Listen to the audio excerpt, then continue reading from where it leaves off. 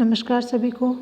आज हम कक्षा 11 की समाजशास्त्र की ऑनलाइन क्लास में समाज का बोध पाठ्य पुस्तक का पाठ 5 भारतीय समाजशास्त्री ही पेज नंबर 95 पर जाति तथा प्रजाति पर घुरी के विचार पढ़ेंगे।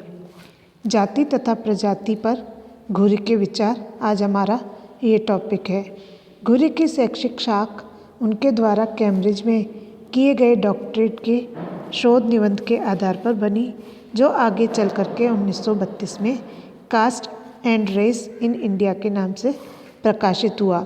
इसमें बताया गया है कि घुरी की जो शैक्षिक शाख थी वो कैम्ब्रिज में उनकी डॉक्टरेट की शोध के निबंध के आधार पर बनी थी और जो आगे चल करके 1932 में caste and race in India के नाम से प्रकाशित हुई। घुरी के कार्य ने लोगों का ध्यान अपनी ओर आकर्षित किया। घुरी ने जिस प्रकार से कार्य किए थे, उनकी उस कार्यशैली ने लोगों का ध्यान अपनी ओर आकर्षित किया, अपनी ओर खींचा, क्योंकि इन्होंने समकालीन भारतीय मानव विज्ञान के मुद्दों को संबोधित किया था। इस पुस्तक में घुरी ने जाति तथा प्रजाति के संबंधों पर प्रचलित सिद्धांतों की विस्तार पूर्वक आलोचना की, यानी विस्तार से इसमें कुछ ना कुछ कमियां निकाली। इस सर्व प्रचलित विचार के प्रमुख शोध उद्घोषक हर्बर्ट रिजले थे। यानी कि कहा गया कि जो सिद्धांत था, इस सिद्धांत की जो विस्तार पूर्वक आलोचना की थी, इसके सर्व प्रचलित विचार के प्रमुख उद्घोषक हर्बर्ट रिजले थे, जो ब्रिटिश औपनिवेशिक अधिकारी थे और मानव विज्ञान के मामलों में बेहद रुचि रखते थे। इस विचारधारा के अनुसार मनुष्य का विभाजन उसकी शारीरिक विशिष्टताओं के आधार को ध्यान में रखते हुए, जैसे खोपड़ी की चौड़ाई, नाक की लंबाई अथवा कपाल का भार या खोपड़ी का वह हिस्सा जहाँ दिमाग की स्थिति होती है, अलग तथा भिन्न प्रजातियों में बांटा गया। अब इसमें बताया गया है कि जो इसके उद्घोषक हर्बर्ट रिजले थे, उन्होंने ब्रिटिश औपनिवेशिक अधिकारी और मानव विज्ञानी के मामलों में रुचि रखते थे और इस विचारधारा के अनुसार मनुष्य का जो विभाजन किया था वो उनकी शरीर की विशेषताओं को ध्यान में रख करके किया था। अब उसमें क्या क्या चीज़ें ध्यान में रखी थी, जैसे मनुष्य की खोपड़ी की चौड़ाई कितनी है, उसकी नाक की लंबाई कितनी है, या कपाल का भार कितना है, खोपड़ी का वह हिस्सा जहाँ पर दिमाग की स्थिति होती है। इस प्रकार की इन सारी चीज़ों को ध्यान में रखते हुए अलग तथा भिन्न भिन्न प्रजातियों में उसको बांटा। रिजले तथा अन्य लोगों की ये मान्यता थी कि भारत विभिन्न प्रजातियों के उद्विकास के अध्ययन की एक विशिष्ट प्रयोगशाला था, क्योंकि जाति एक लंबे समय से विभिन्न समूहों के बीच एक लंबे समय से अंतर विवाह निषिद्ध करती है। रिजले का मुख्य तर्क था जाति का उद्भव प्रजाति से हुआ होगा। अब इसमें बताया कि जाति का जो उद्भव है वो किससे हुआ होगा? जाति का उद्भव प्रजाति से हुआ होगा, क्योंकि विभिन्न जाति समूह किसी विशिष्ट प्रजाति से संबंधित होते हैं। सामान्य रूप से उच्च जातियां तकरीबन भारतीय आर्य प्रजाति की विशेषताओं से मिलती हैं। अब इसमें बताया जा रहा है कि जो सामान्य रूप से हम देखें, जो उच्च जातियां हैं वो लगभग आर्य प्रजाति की विशेषताओं से मिलती हैं, जबकि निम्न प्रजातियों में अनार्य जनजाति जैसे मंगोल अथवा अन्य प्रजातियों के गुण देखने को दिखाई देते हैं। विभिन्न वर्गों की भिन्नताओं के औसतन आधार पर, जैसे नाक की लंबाई क्या है, या कपाल का आकार क्या है, या आदि। रिजले तथा अन्य लोगों ने ये सुझाव दिया कि निम्न जातियां ही भारत की वास्तविक आदि निवासी हैं। अब यहाँ पर रिजले ने और रिजले के साथ साथ दूसरे समाजशास्त्रियों ने ये बताया कि जो भारत की निम्न जातियाँ वो वास्तव में निवासी हैं, ये भारत की ही निवासी हैं। उन्हें आर्यों के द्वारा दबाया गया, जो कहीं बाहर से आकर भारत में बस गए थे, और ये जो थे आर्य लोग थे, उन आर्यों के द्वारा उन जातियों को दबाया गया जो बाहर से आकर के बसे हुए। रिजले के द्वारा दिए गए तर्कों से घुरी असहमत नहीं थे, लेकिन वे उसे केवल अंशतः सत्य मानते थे। उन्होंने उन समस्याओं की ओर ध्यान दिलाया, यानी उन समस्याओं की ओर ध्यान आकर्षित किया जो केवल औसत के आधार पर बिना परिवर्तनों को ध्यान में रखे, यानी कि किसी भी प्रकार का कोई परिवर्तन ध्यान में नहीं रखा, किसी भी समुदाय पर विशिष्ट मानदंड लागू कर दिए जाने से होती हैं। घुरे का ये विश्वास था, घुरे का ये मानना था कि रिजले के शोध प्रबंध में उच्च जातियों को आर्य तथा निम्न जातियों को अनार्य बताया गया। अब ये घुरे का ऐसा मान्यता थी या मानना था या उनका विश्वास था कि रिजले के जो शोध प्रबंध में उच्च जातियों को तो आर्य जातीय कहा और निम्न जातियों को अनार्य बताया। ये व्यापक रूप से केवल उत्तरी भारत के लिए ही सही है। भारत के अन्य भागों में अंतर समूह की भिन्नताएं मानव निमित्त है, यानी मानव के द्वारा बनी है। माप बहुत व्यापक अथवा व्यवस्थित नहीं है। अब इसमें बताया गया कि जो माप है ये बहुत ही ज़्यादा व्यापक या व्यवस्थित नहीं है। इसका अर्थ हुआ कि अधिकांश भारत में सिंधु गंगा के मैदान छोड़कर विभिन्न प्रजातियां वर्गों का आपस में काफ़ी लंबे समय से मेल मिलाप था। अतः प्रजातीय शुद्धता केवल उत्तर भारत में ही बची हुई थी, क्योंकि वहाँ अंतर्विवाह निषिद्ध था, यानी कि वहाँ पर अंतर्विवाह को मान्यता प्रदान नहीं थी।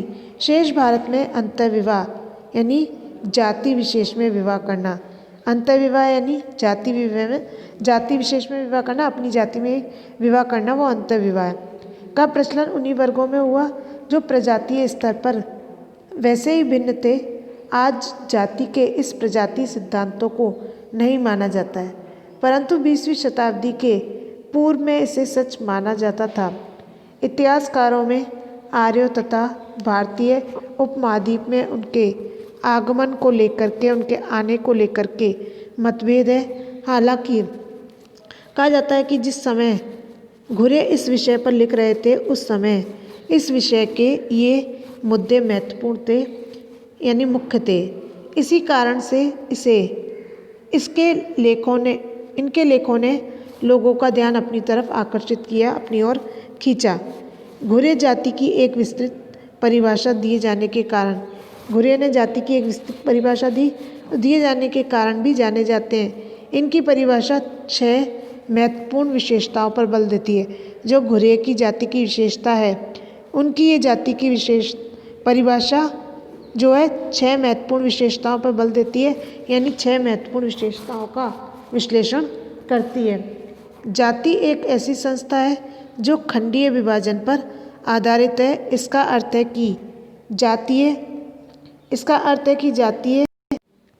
समाज कई बंद पारस्परिक अनन्य खंडों में बटा है। प्रत्येक जाति ऐसा ही एक खंड है, ऐसा ही एक भाग है। ये बंद है क्योंकि जाति का निर्धारण जन्म से होता है। अब इसमें क्या बताया गया है कि जाति एक संस्था है जो खंडीय विभाजन पर आधारित है, और इसका अर्थ बताया गया कि जाति समाज कई बंद पारस्परिक अनन्य खंडों में बटा हुआ। प्रत्येक जाति ऐसा ही एक खंड है। ये बंद है क्योंकि जाति का निर्धारण जन्म से होता है। एक विशिष्ट जाति के बच्चे हमेशा उसी जाति के होंगे। दूसरे शब्दों में जाति की सदस्यता केवल जन्म के आधार पर ही मिलती है। अगर हम कहें जाति का निर्धारण कैसे होता है, तो जाति का निर्धारण जन्म के आधार पर ही होता है। संक्षेप में किसी भी व्यक्ति की जाति का निर्धारण जन्म के समय होता है। इससे ना तो बचा जा सकता है और ना ही बदला जा सकता है। अब जाति का निर्धारण जो है जन्म से होता है, इस बात को हम ना तो बदल सकते हैं ना ही इससे हम बच सकते हैं। जातिगत समाज का सोपानिक विभाजन पर आधारित होते हैं। जो जातिगत समाज हैं वो सोपानिक विभाजन पर आधारित होते हैं, यानी प्रत्येक जाति दूसरी जाति की तुलना में असमान होती है, अर्थात प्रत्येक जाति दूसरे से उच्च अथवा निम्न होती है।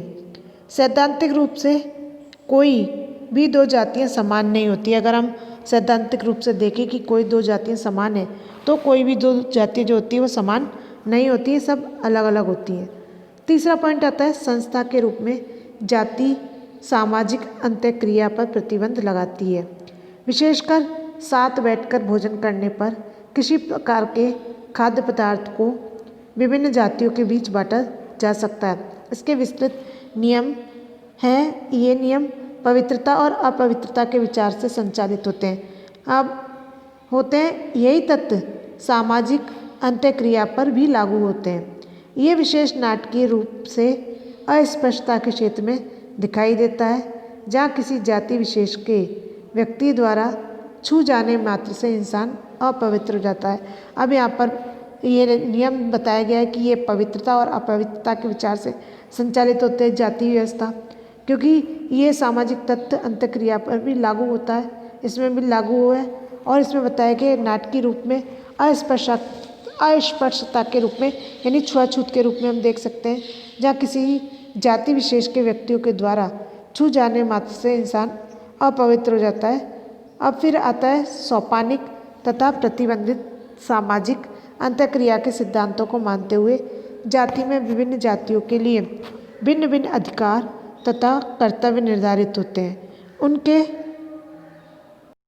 उनके अधिकार तथा कर्तव्य केवल धार्मिक क्रियाओं तक ही सीमित न रह करके धर्मनिरपेक्ष विश्व तक फैले हुए हैं। जैसा कि नृजातीय वर्णन जातिगत समाज की दिनचर्या को दिखाता है, जो नृजातीय वर्णन है वो उसकी दिनचर्या को बताता है। विभिन्न जातियों के मध्य होने वाली अंत्यक्रिया इन्हीं नियमों से चालित होती हैं, इन्हीं नियमों से चलती हैं। जाति व्यवस्था के चुनाव को भी सीमित कर देती है। अब व्यवसाय को जाति जो है व्यवसाय के चुनाव को सीमित कर देती है, यानी कि अपनी जाति विशेष का ही व्यवसाय चुनने पर इंसान चुनता है कि अब उसकी प्रत्येक जाति का अपना कोई ना कोई व्यवसाय निश्चित होता है और एक जाति का व्यक्ति अपनी जाति का व्यवसाय करना चाहता है और करता है। सीमित कर देती है जो जाति की तरह जन्म पर आधारित तथा वंशानुगत होता है। समाज के स्तर पर जातिगत श्रम विभाजन में कठोरता देखी जाती है। अगर हम समाज के स्तर पर देखें, समाज के रूप में देखें तो जातिगत श्रम विभाजन में भी कठोरता देखी गई है, कठिनाई देखी गई है तथा विशिष्ट व्यवसाय कुछ विशिष्ट जातियों को ही दिए जाते हैं। अब कुछ विशेष जो व्यवसाय हैं वो उन्हीं जातियों को दिए जाते हैं, उन्हीं जातियों को सौंपे जाते हैं। जाति विवाह पर कठोर प्रतिबंध लगाती है। अब जाति जो है विवाह पर भी एक कठोर प्रतिबंध लगाती है। जाति में अंतर विवाह, जाति में ही विवाह करना, अंतर जाति विवाह यानी अपनी जाति में विवाह करना। अंतर विवाह के साथ ही वही विवाह के नियम भी जुड़े रहते हैं अथवा किसी की शादी किससे नहीं हो सकती, इस प्रकार के नियम भी इसमें होते हैं। अंतर विवाह तो यानी जाति में ही विवाह करना है और वही विवाह के नियम भी इसमें जुड़े हैं अथवा बताया जाता है कि किसकी शादी किससे नहीं हो सकती है। इस प्रकार की योग्यता और नियोग्यता के समूहों के नियम जाति प्रथा को आगे बढ़ाने में मदद करते हैं। घुरी की परिभाषा जाति के व्यवस्थित अध्ययन सहायक है। उनकी परिभाषा अवधारणात्मक थी जो शास्त्रीय पुस्तकों पर आधारित थी। वास्तविक रूप से जाति के बहुत से रूपों में परिवर्तन हो रहा है। हम देखें तो जाति के बहुत सारे रूप बदलते जा रहे हैं, उनमें परिवर्तन होता जा रहा है, हालांकि वे सब किसी न किसी रूप में अस्तित्व में हैं। आगे आने वाले दशकों में नृजाति क्षेत्र में अध्ययनों ने इस विषय पर महत्वपूर्ण जानकारियाँ एकत्रित करने में मदद की है। स्वतंत्र भारत में इस क्षेत्र में क्या कुछ हो रहा है। अब इसमें बताया गया है कि आने वाला जो दशक है उसमें जो नृजाति क्षेत्र है उसके बारे में अध्ययन किया गया और महत्वपूर्ण जानकारियों को इकट्ठा किया गया और मदद की। स्वतंत्र भारत में इस क्षेत्र में क्या कुछ हो रहा है, किस प्रकार के परिवर्तन किए जा रहे हैं या किस प्रकार के परिवर्तन हो रहे हैं। 1920 तथा 1950 ईस्वी के मध्य भारत में समाजशास्त्र के दो प्रमुख विभाग मुंबई तथा जो समाजशास्त्र के दो विश्वविद्यालय थे वो मुंबई तथा लखनऊ में खुले थे। दोनों का प्रारंभ समाजशास्त्र तथा अर्थशास्त्र के मिले जुले विभाग के रूप में हुआ था और जो दो विश्वविद्यालय खुले इनका जो प्रारंभ हुआ वो समाजशास्त्र और अर्थशास्त्र के मिले जुले विभाग के रूप में हुआ, जहाँ मुंबई विभाग इस समय G.S. घुरिये के द्वारा संचालित हो रहा था कि उस समय जो है मुंबई विभाग भी है वो G.S. घुरिये के द्वारा संचालित हो रहा था। वहीं दूसरी ओर लखनऊ विभाग प्रसिद्ध त्रिदेव राधा कमल मुखर्जी, संस्थापक D.P. मुखर्जी तथा D.N. मजूमदार के द्वारा चलाया जा रहा था। वैसे तीनों ही जाने माने थे तथा अपने कार्यों के लिए पहचाने जाते थे, परंतु D.P. मुखर्जी इसमें सर्वाधिक लोकप्रिय थे। वास्तव में D.P. मुखर्जी ही ज़्यादातर D.P. के नाम से ही जाने जाते हैं। अगर हम देखें तो D.P. मुखर्जी की जो पहचान है वो ज़्यादातर D.P. के नाम से ही है, जो न केवल समाजशास्त्र में बल्कि शिक्षण के अलावा बौद्धिक तथा जनजीवन में भी अपने समय के सर्वाधिक प्रभावशाली विद्वान रहे हैं। इनका प्रभाव तथा सार्वजनिक लोकप्रियता इनके विद्वतापूर्ण लेखन में उतनी ही नहीं मिली जितनी शिक्षण में। शैक्षणिक घटनाओं पर उनके भाषण, मीडिया में उनके द्वारा किए गए कार्य, जिसके अंतर्गत समाचार पत्रों के लेख तथा रेडियो प्रोग्राम से मिली। D.P. ने समाजशास्त्र से पहले इतिहास तथा अर्थशास्त्र का अध्ययन किया तथा इन विविध विषयों में उनकी अभिरुचि थी, जिसका विस्तार क्षेत्र साहित्य, संगीत, फिल्म, पाश्चात्य तथा भारतीय दर्शन, मार्क्सवाद, राजनीतिक अर्थव्यवस्था तथा विकास की योजना थी। मार्क्सवाद से वे बेहद प्रभावित थे, हालांकि इसके राजनीतिक कार्यक्रम की अपेक्षा इसके सामाजिक विश्लेषण के तरीकों उनका विश्वास अधिक था। D.P. ने अंग्रेजी तथा बंगाली में काफ़ी पुस्तकें भी लिखी। उनके द्वारा लिखित इंट्रोडक्शन टू इंडियन म्यूज़िक इस विषय में एक श्रेष्ठ कार्य है, जो इस वर्ग की कालजयी रचना मानी जाती है।